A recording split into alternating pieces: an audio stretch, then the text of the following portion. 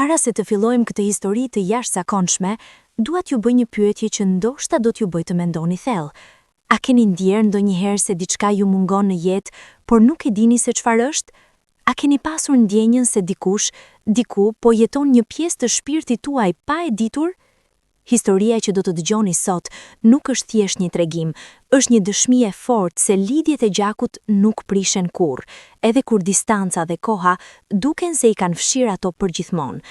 Është historia e dy zemrave që rrahën në unison për 25 vite, pa e ditur njëra për tjetrën. Prandaj, nëse keni ndjerë ndonjëherë atë boshllëk të çuditshëm në zemër, nëse besoni në fuqinë e destinit, apo nëse thjesht doni të dëgjoni një nga historitë më të bukura dhe më të dhimbshme që kanë ndodhur në Shqipëri, qëndruni me mua deri në fund. Dhe ju lutem, në komentin e parë, shkruani fjalën familje, nëse besoni se dashuria familjare nuk vdes kurrë. Tani, merrni një frymë të thellë. Ky udhëtim do të jetë I gjatë, por premtoj se çdo fjalë ja vlen. Ishte një natë e ftohtë shkurti e vitit 2000. Era e fortë ulërinte nëpër kodrinat e Shqipërisë së Veriut, duke përplasur dritaret e vjetra të një shtëpie të vogël guri, të ndërtuar me duart e 3 brezave të familjes Kelmendi. Brenda, drita e zbejtë një llampe me gaz ndriçonte dhomën ku Lindita, një grua 25 vjeçare me fytyrë të lodhur por plot dinjitet, po kalonte momentet më të vështira të jetës së saj. Dhimbjet e lindjes kishin filluar në mëngjes, por tani, në mes të natës, ato kishin arritur kulmin. Mamia e fshatit, motër Marta, një grua në të 60-tat, me duar të përvojshme dhe zemër të mirë, ishte ulur pranë saj, duke I fshirë ballin me një pecet të lagur. Forca, bi, I tha me zë të butë por të vendosur. Forca, tani është koha. Lindita shtrëngoi për ballin e shtratit të vjetër druri dhe bërtiti. Ishte një bërtic që vinte nga thellësia e shpirtit, nga ajo pjesë grave që di të sfidoj vetë vdekjen për të sjellë jetë. Dhe pastaj, një vaj foshnjeje. Motër Marta buzëqeshi, por buzëqeshja I vdiq menjëherë në buzë, kur kuptoi se lindja nuk ishte mbaruar ende. Lindita, tha duke e shikuar me sy të zgjeruar, ka edhe një. Çfarë? Lindita mezi arriti të fliste, e lodhur dhe e shtërtuar nga dhimbja. Ka edhe një fëmijë, janë binjak. Dhoma u mbush me një tension të ri. Bashkëshorti I Linditës, Agimi, priste jashtë së bashku me vjerën e tij, nënën e Linditës, Rukien, një grua me shpirt të fortë por me zemër të thyer nga jeta. Agimi ecte nervozisht përpara derës së mbyllur, duke ndezur cigare pas cigareje, ndërsa Rukia u lërinte lutje të heshtura. 10 minuta më vonë, një vaj e dytë foshnjeje mbushi dhomën. 2 djem, 2 binjak identik, të dy me flok të zinj dhe sy që, edhe pse të mbyllur, duket sikur mbanin brenda mister.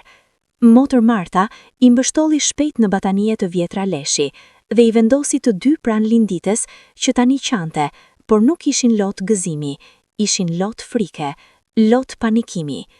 Si do t'i ushqej dy, përshpëritja jo. Si do t'i rrisim, ne mezi po mbijetojmë me atë që kemi.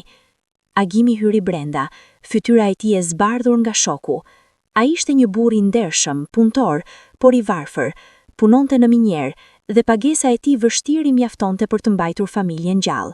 Por tani, me 2 gojë të reja, ai u afrua ngadalë, shikoi të dy foshnjat dhe për një moment zemra e tij u blo.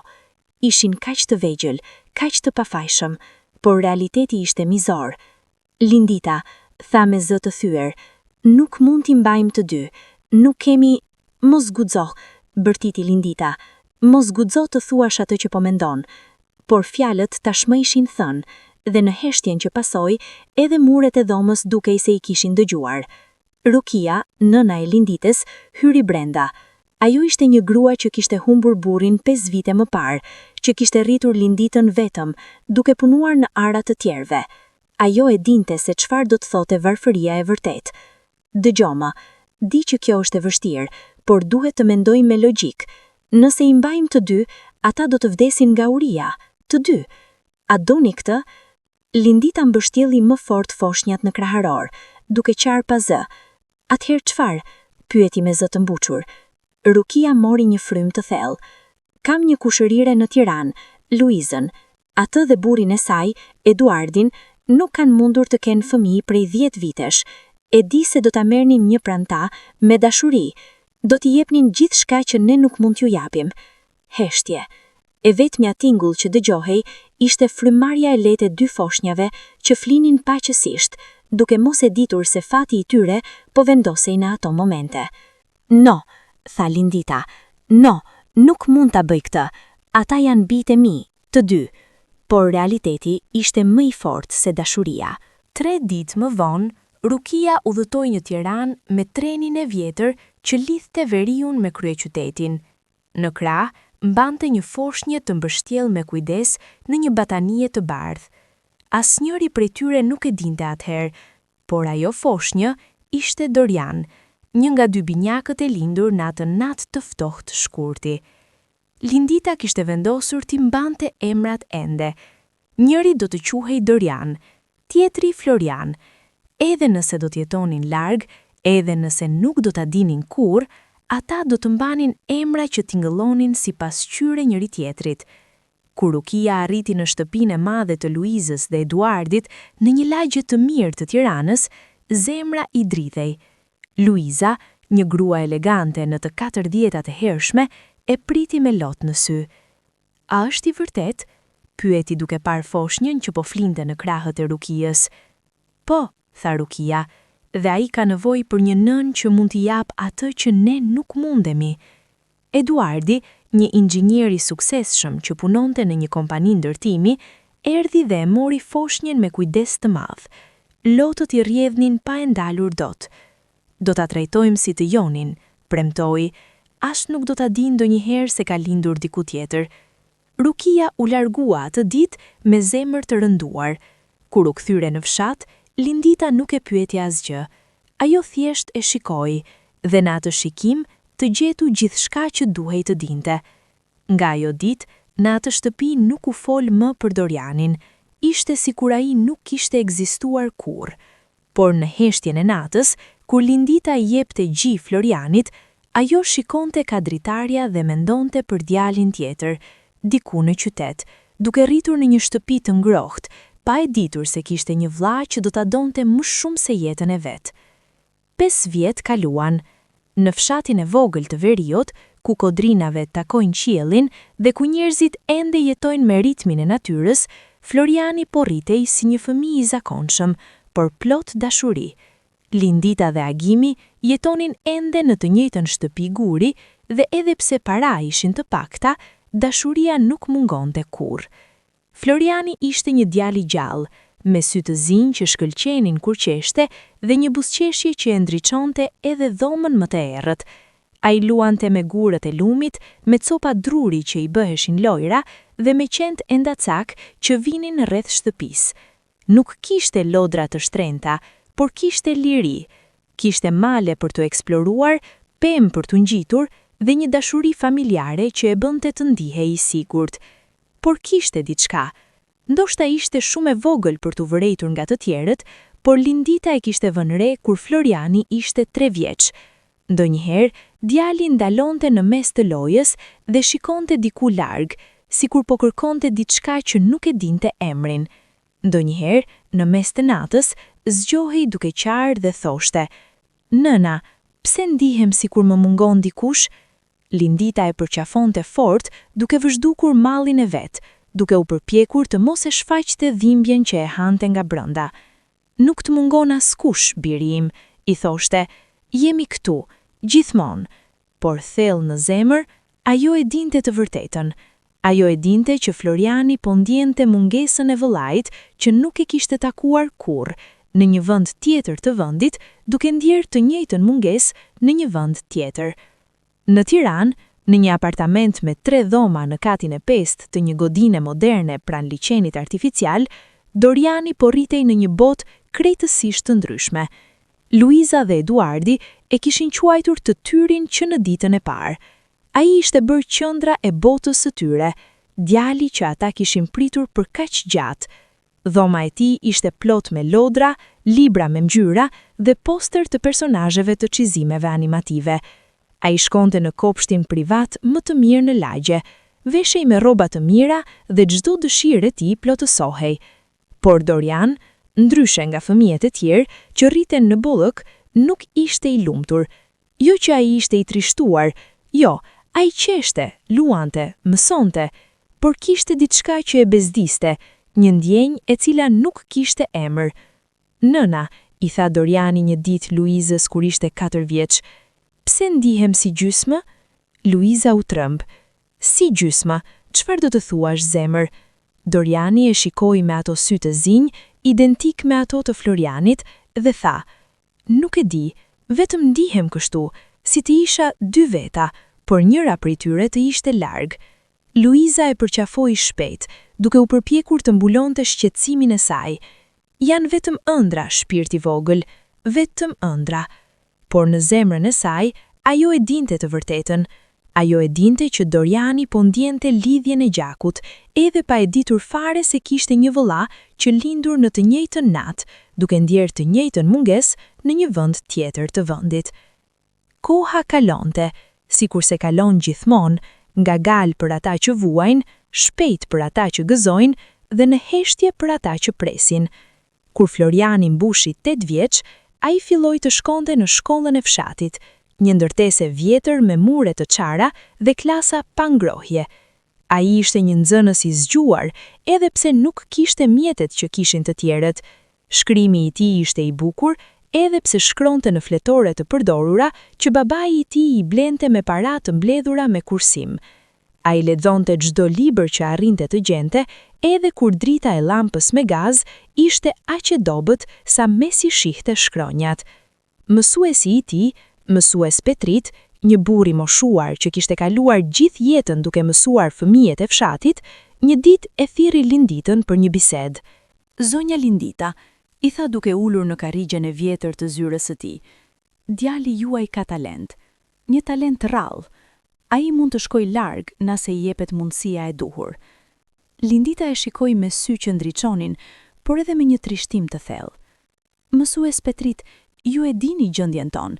Ne mezi po mbijetojmë, si mund t'ja japim atij mundësinë që meriton? Mësuesi i vjetër u ngrit dhe shikoi nga dritarja, nga ku shiheshin kodrina që shtriheshin deri në pafundësi. E di, tha, por dua që ju ta dini, Floriani nuk është një fëmijë i zakonshëm. Ka diçka në të që është e veçantë. Ndonjëherë e shoh të shikoj larg, sikur po kërkon një përgjigje për një pyetje që nuk ja ka bërë askush. Lindita e dinte saktësisht çfarë po e bezdiste Florianin, por nuk mund t'ja thoshte askujt. Në të njëjtën periudhë, në Tiranë, Dorian po shkëlqente në shkollën e tij private. Ai ishte në krye të klasës, jo vetëm për shkak të inteligjencës së tij, por edhe për shkak të aftësisë së tij për të kuptuar njerëzit. Ai kishte një ndjeshmëri që mësuesit e tij e vlerësonin dhe shokët e klasës e respektonin. Por edhe ai, si Floriani, kishte momente kur ndihej i izoluar në një mënyrë që nuk e kuptonte dot. Babi i tha një ditë Eduardit ndërsa po uleshin bashk në balkon, duke parë perëndimin e diellit mbi Tiranën. A mendoni se ka njerëz që janë lidhur me ne pa e ditur? Eduardi e shikoi të befasuar. Çfarë të bën të mendosh kështu? Nuk e di. Ndonjëherë ndroj vende që nuk i kam parë kurrë. Kodrina, male, dhe ka një djalë në ëndrat e mia. Duket saktësisht si unë, por nuk jam unë. Eduardit ju ngri qimja e qafës. Ai dhe Luiza kishin vendosur të mos i thonin kurrë Dorianit se ishte birësuar. Ata mendonin se kjo do ta mbante të lumtur, të mbrojtur nga e vërteta e dhimbshme. Por tani, ajo e vërtet dukej se po kërkonte rrugën e saj nga thellësia e nëndërgjegjes. Janë vetëm ëndra bir, i tha duke e përqafuar. Vetëm ëndra, por të dy e dinin që nuk ishin. Kur Floriani dhe Dorian mbushën 15 vjeç, të dy filluan të ndihen më të paplot se kurrë.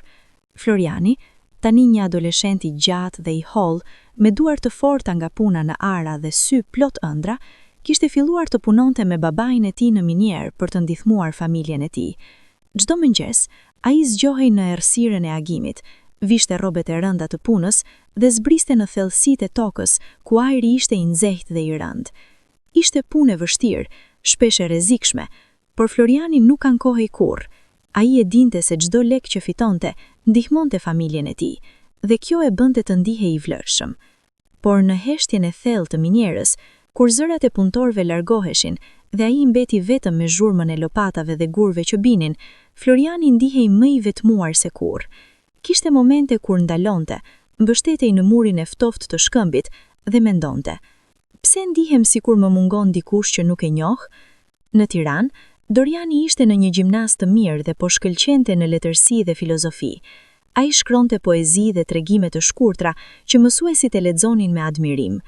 Por në çdo histori që shkronte, kishte një temë qendrore: ndjenja e humbjes, e një zbrazje që nuk mund të plotësohej.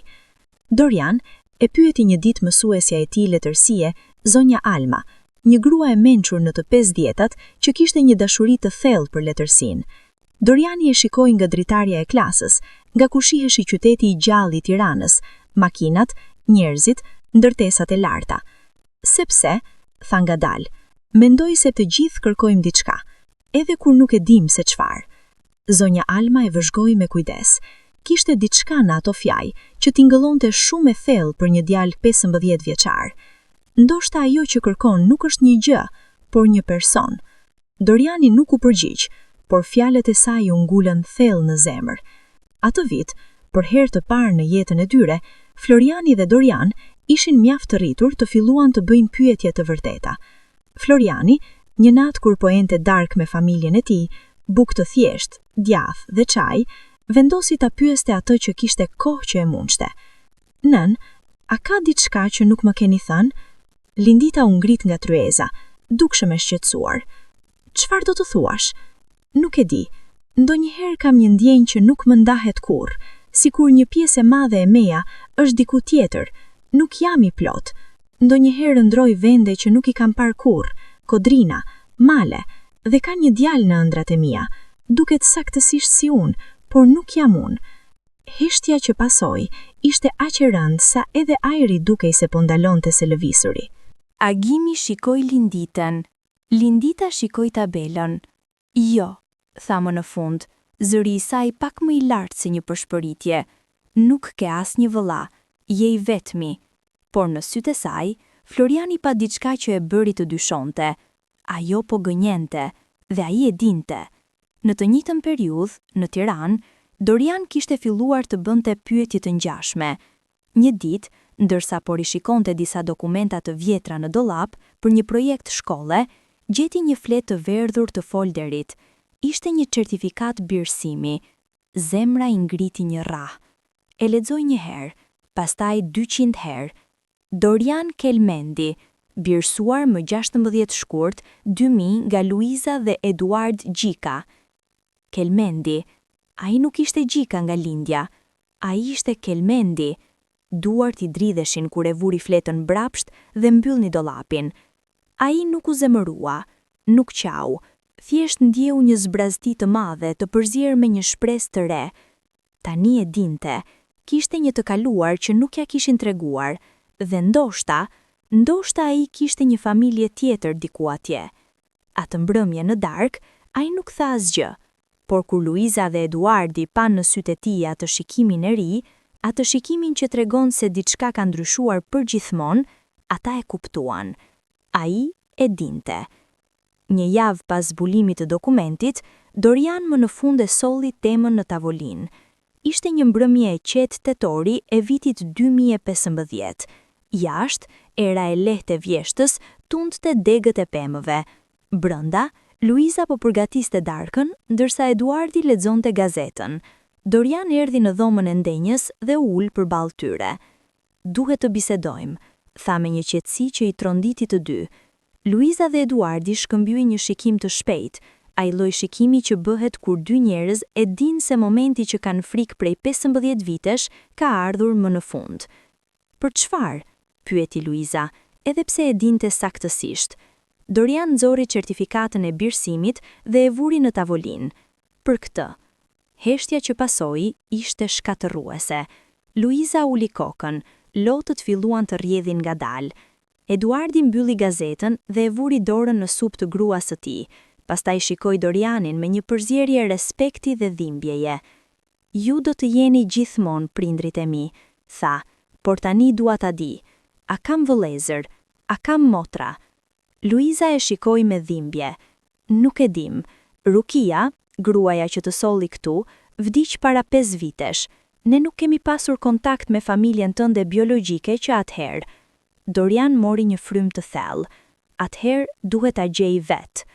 Në të njëjtën periudhë, në fshatin ku kishte lindur Floriani, po ndiqte rrugën e tij drejt të vërtetës.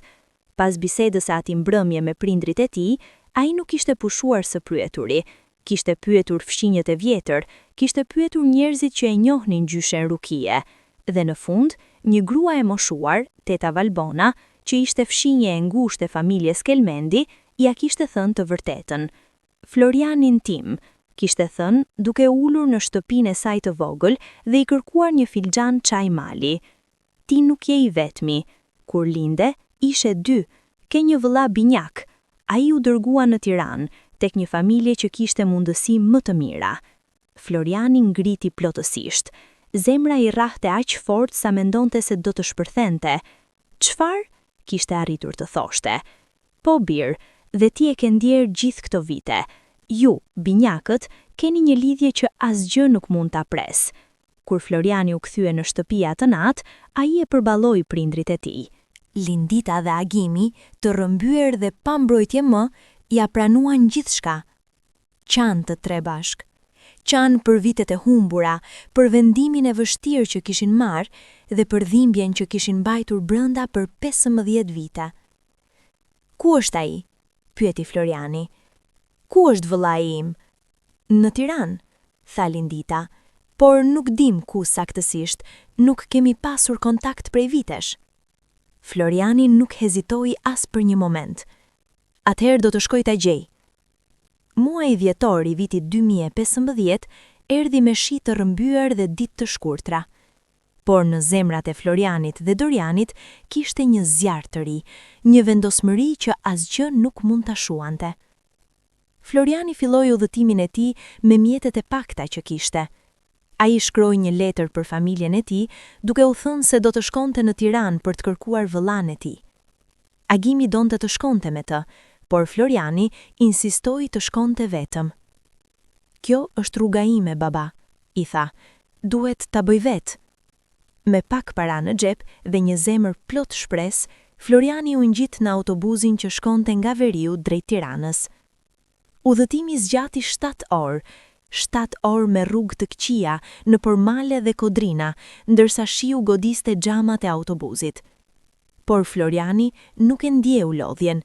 Ai shikonte nga dritarja, duke menduar se çdo kilometër po e afronte me vëllan që nuk e kishte parë kurrë. Në Tiranë, Dorian kishte filluar hetimin e tij.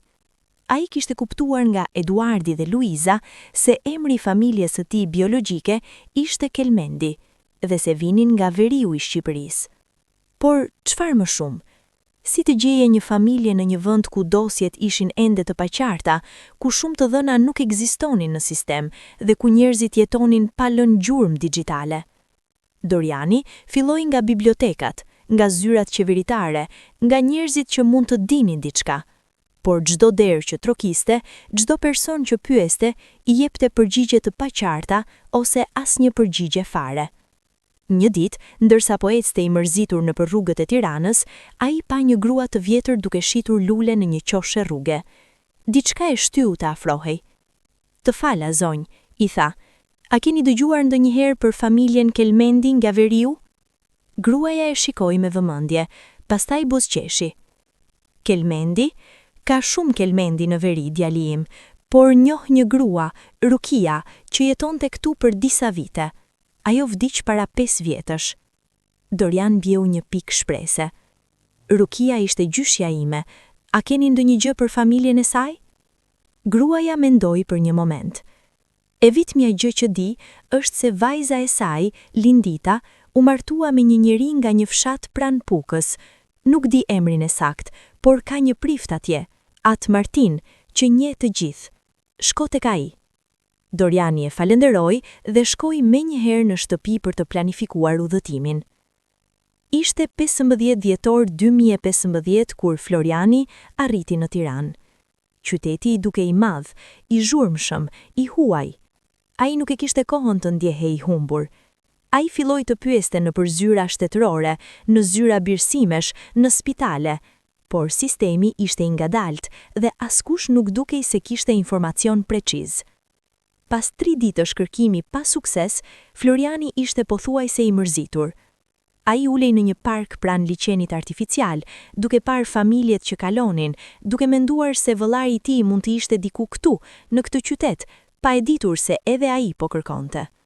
Në të njëjtën ditë, Doriani kishte vendosur të udhëtonte në veri. Ai kishte marrë adresën e fshatit ku supozohej se jetonte familja e tij biologjike dhe kishte vendosur të shkonte personalisht. Kur ai u ngjit në autobusin e mëngjesit që shkonte drejt Pukës, nuk e dinte se vetëm disa orë më parë Floriani kishte zbritur nga i njëjti autobus, duke udhëtuar në drejtimin e kundërt.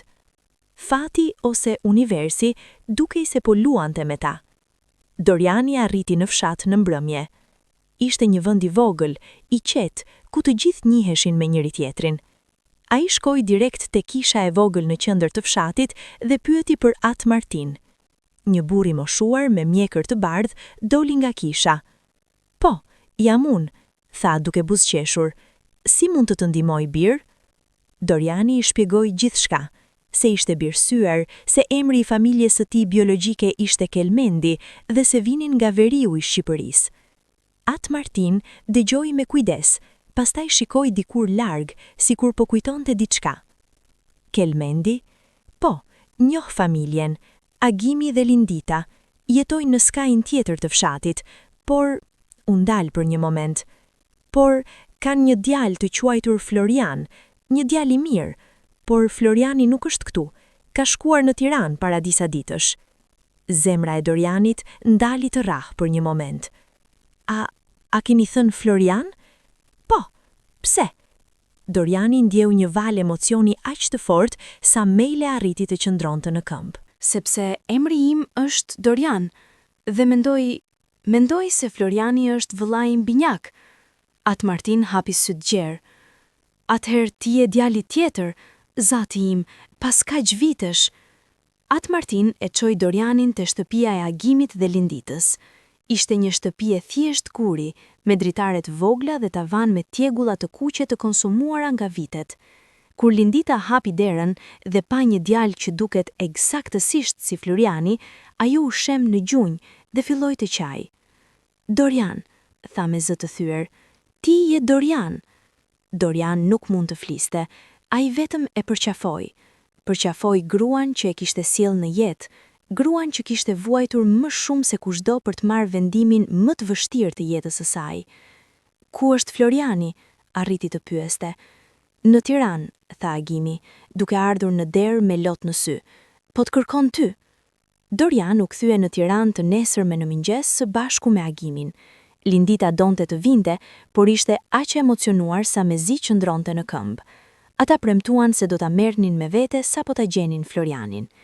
Në Tiranë, Dorian filloi të kërkonte me një urgjencë të re. Ai shkoi në të njëjtin park ku Floriani kishte qenë ditët e kaluara. Ai shkoi në stacionin autobusëve. Ai pyeti njerëzit nëse kishin parë një djalë që dukej si ai. Dhe pastaj, në mbrëmjen e 18 dhjetorit 2015, ndodhi. Floriani kishte vendosur të shkonte në park për herë të fundit para se të kthehej në fshat. Ai ndjehej i mundur, i shkatruar, kishte kërkuar kudo, por pa sukses. Ulur në një stol, me kokën në duar, ai mendonte se ndoshta kjo kërkim kishte qenë një gabim, ndoshta vëllai i tij nuk donte të gjendej, ndoshta... Floriani? Një zë që tingëllonte saktësisht si i tij. Ai ngrit kokën, dhe atje, në dritën e dobët të llambave të parkut, qëndronte një djalë që dukej saktësisht si ai, i njëjti flok i zi, të njëjtët sy, e njëjta lartësi, si të shikonte në një pasqyrë. Për një moment, asnjëri nuk lëvizi, thjesht qëndruan atje duke u shikuar, duke kuptuar se ajo që kishin ndjedh gjithë jetën e tyre, ajo o zbrastëti, ai mall, së fundi kishte një emër. Floriani? Tha Floriani me një zë që me zi dëgjohej. Po, tha Dorian, lotët duke rjedhur. Po, jam unë. Dhe pastaj, pas një fjalë më, ata vraponën njëri nga tjetri dhe u përqafuan. Një përqafim aq e fortë, aq e thellë, sa dukej sikur po përpiqeshin të kompensojnë për çdo ditë, çdo orë, çdo moment që kishin humbur. Njerëzit që kaluan, ndaluan, disa filluan të qajnë pa e ditur pse. Ka momente në jetë kur dashuria është aq e dukshme, aq e pastër, sa preken edhe njerëzit më të huaj. Të kam ndjerë gjithë jetën, tha Floriani duke qarë.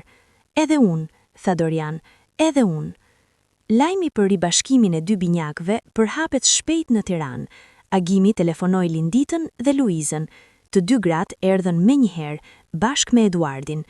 Kur Lindita shoh dy birët e saj për herë të parë së bashku, ajo ra në gjunjë dhe nuk mund të ndalte së qari. Dorian dhe Floriani e përqafuan të dy, duke formuar një rreth dashurie që ishte i thyer për 15 vite. Më fal, përsëriti Lindita përsëri. Më fal, zemrat e mia. Nën, tha Dorian, duke e mbajtur fytyrën e saj në duar. Nuk ka asgjë për të falur. Ti më dhe jetë, dhe tani më dhe diçka edhe më të madhe. Një vëlla. Luiza dhe Eduardi qëndruan pak më larg, duke parë me një përzierje gëzimi dhe trishtimi.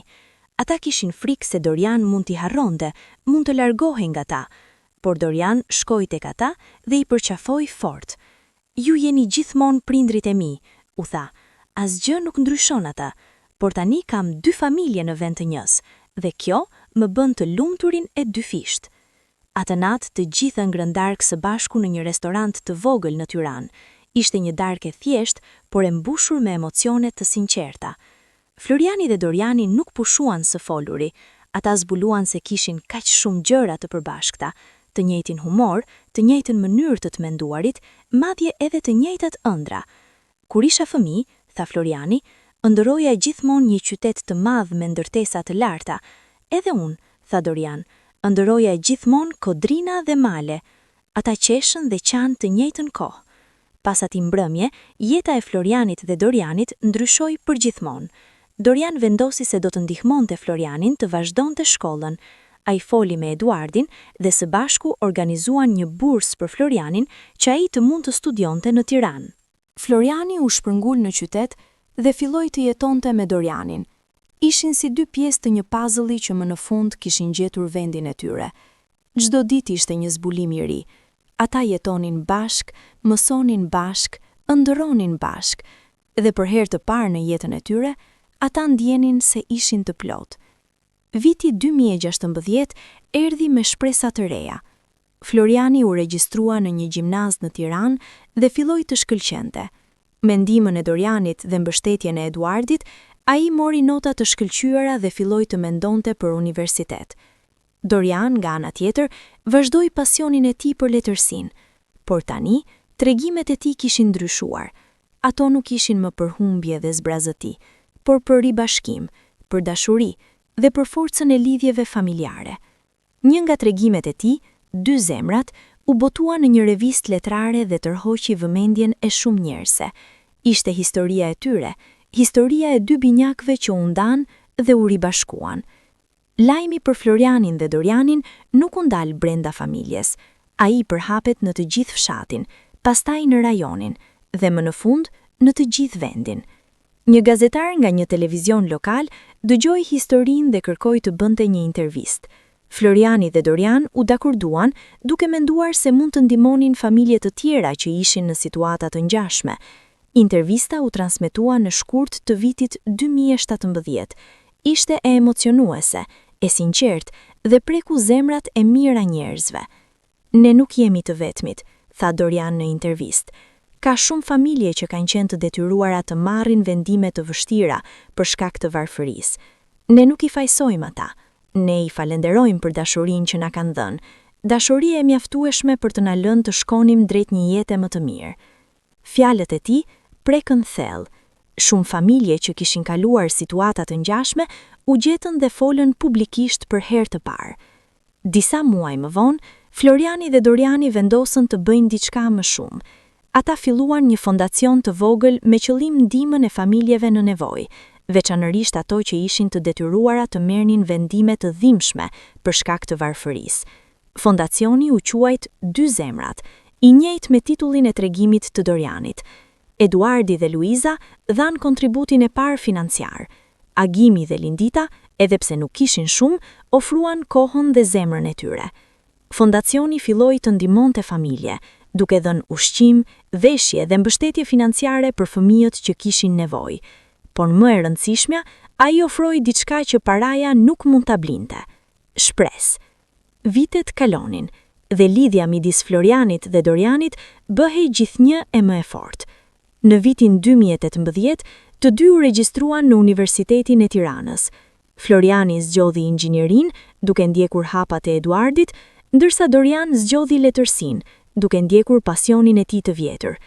Edhe pse studimet e tyre ishin të ndryshme, ata jetonin ende bashk dhe mbështeten njëri tjetrin në çdo hap. "Çfarë do të bënim pa njëri tjetrin?" tha Floriani një ditë ndërsa po studiuan për prodhimet. "Do të ishim gjysmë", tha Doriani duke qeshur, "vetëm gjysmë." Por të dy e dinin që kjo nuk ishte një shaka. Ata vërtet ndjenin se ishin dy pjesë të një shpirti të ndarë në lindje. Në vitin 2020, bota u godit nga pandemia COVID-19.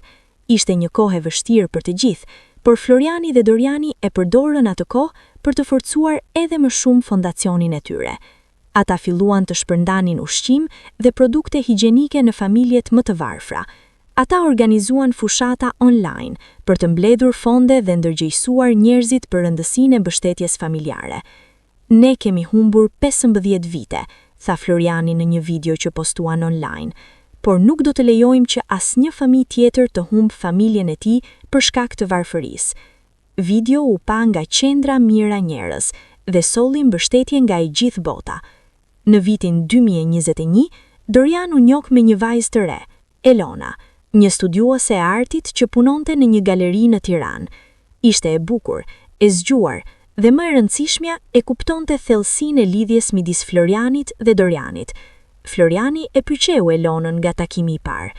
"Ajo të shikon ashtu si të shikojmë ne, me dashuri të vërtet", tha Dorianit. Në vitin 2022, Dorian dhe Elona u fejuan, dhe në një moment prekës, Doriani I kërkoi Florianit të ishte njeriu më I rëndësishëm në dasmën e tij, roli që zakonisht I jepet vëllait më të madh. "Ti nuk je vetëm vëllai im", tha Doriani, "ti je gjysma ime. Pa ty nuk do të isha këtu." Floriani pranoi duke qarë. Dasma u mbajt në verën e 2023, në një vend të bukur pranë liçenit të Shkodrës. Ishte një ditë e ngrohtë me diell dhe erë të lehtë që tund dengët e pemëve. Të gjithë ishin atje, Lindita dhe Agimi, Luiza dhe Eduardi, miqt, familjarët dhe njerëzit që kishin ndihmuar në fondacion. Por momenti më I prekës I ditës ishte kur Floriani mori fjalën. "Sot vllai im martohet", filloi ai, zëri duke I dridhur pak. "Por ky nuk është thjesht një celebrim dashurie midis Dorianit dhe Elonës, është një celebrim I gjithë shkaje që jemi, një celebrim I familjes, I lidhjes që nuk ndërpritet kurrë dhe I dashurisë që mposhti të gjitha pengesat. Askush nuk mund të mbante lotët." Disa muaj më vonë, edhe Floriani gjeti dashurinë. Ai u njoh me Mirela, një infermiere që punonte në një spital në Tiranë. Ajo ishte një vajzë e butë, plot zemër dhe e dashuruar thellë me Florianin. Kur Dorian e takoi Mirelën, ai e përqafoi dhe I tha: "Mirëseardhje në familje, por dije një gjë, Floriani dhe unë jemi një paket. Nëse e do njërin, duhet të na duash të dy." Mirela qeshi. "Atëherë jam e fat", tha, "sepse do të kem jo një, por 2 vëllezër." Në pranverën e vitit 2024, Elona lindi një djalë. Dorian dhe ajo e quajtën Martin, në nderim të Atë Martinit, njeriut që kishte ndihmuar Dorianin të gjente familjen e tij. Kur Doriani e pa për herë të parë Martin, ai qau. "Ai duket si ti", I tha Dorianit.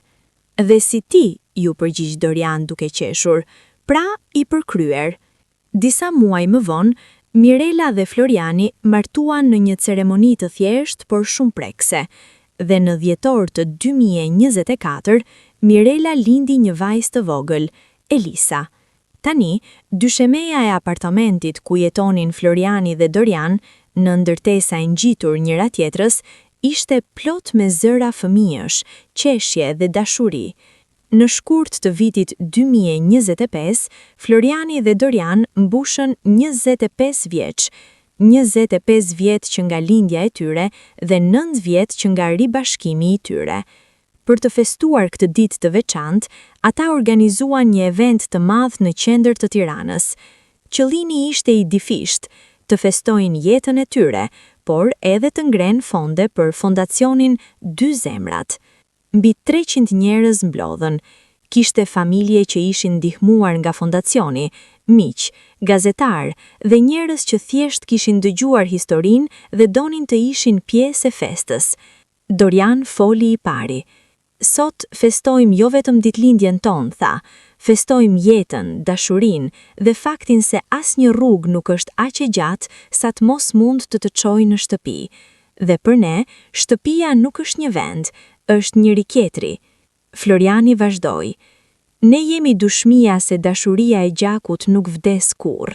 Edhe kur ne nuk e dinim për njëri tjetrin, zemrat tona rrahnin në të njëjtën frekuencë, dhe tani që jemi bashk, nuk do të na ndaj asgjë më.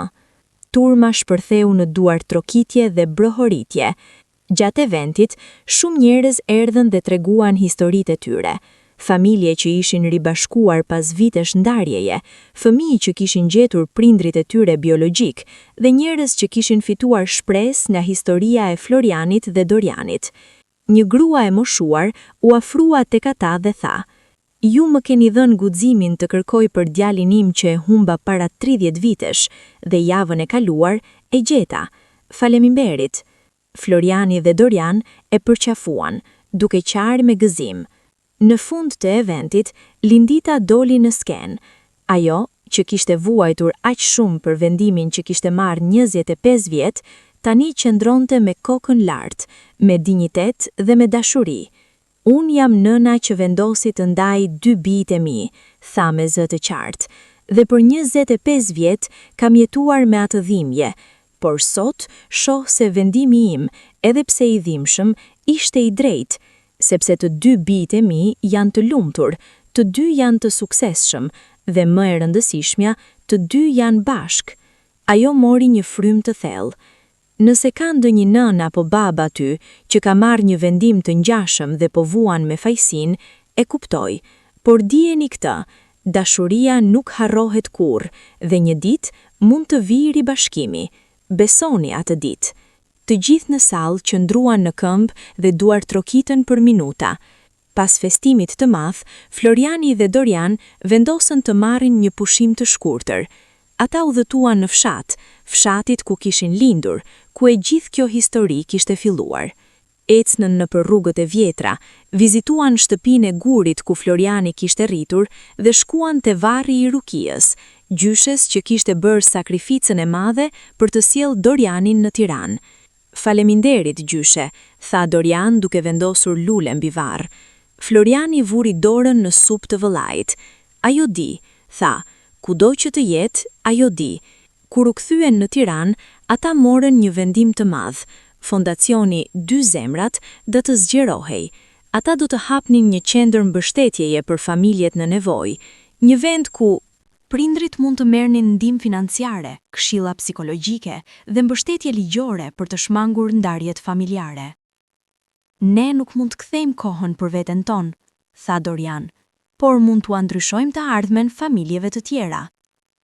Qendra u hap në maj të 2025-s në një godinë të vogël në qendër të Tiranës. Në derë ishte një pllak me një mesazh të thjeshtë: "Dy zemrat, sepse dashuria nuk ndahet kurrë." Tani, në fillim të vitit 2026, Floriani dhe Dorian kanë arritur një jetë që dikur dukej e pamundur. Të dy kanë familje të lumtura, të dy punojnë në fusha që i pasionojnë, dhe më e rëndësishmja, të dy jetojnë çdo ditë me ndërgjegjën e plotë se sa me fat janë. Çdo mëngjes, para se të shkojnë në punë, ata takohen për një kafe në balkonin e njërit prej tyre. Flasin për gjëra të thjeshta, për fëmijët, për projekte të reja, për planet e fundjavës. Por ndonjëherë, në mes të bisedës, ata ndalojnë dhe thjesht shikojnë njëri tjetrin, duke u kujtuar se dikur ata nuk e dinin për ekzistencën e njëri tjetrit. "A imagjinon se si do t'ishte jeta nëse nuk do t'ishim gjetur?" pyet Floriani ndonjëherë. Dorian shkon kokën.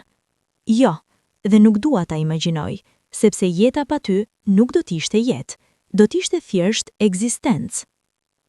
Fëmijët e tyre, Martin dhe Elisa, janë duke rritur bashkë si kushërinj, por edhe më shumë se kaq, si vëllezër. Ata luajnë bashkë çdo ditë dhe Floriani dhe Dorian u tregojnë gjithmonë historinë e tyre. Babai juaj dhe unë, u thot Dorian, u ndam në ditën që lindëm, por dashuria na mbajti të lidhur dhe një ditë gjejmë njëri tjetrin. Mos harroni kurrë këtë, dashuria është më e fortë se çdo distancë, çdo kohë, çdo pengesë.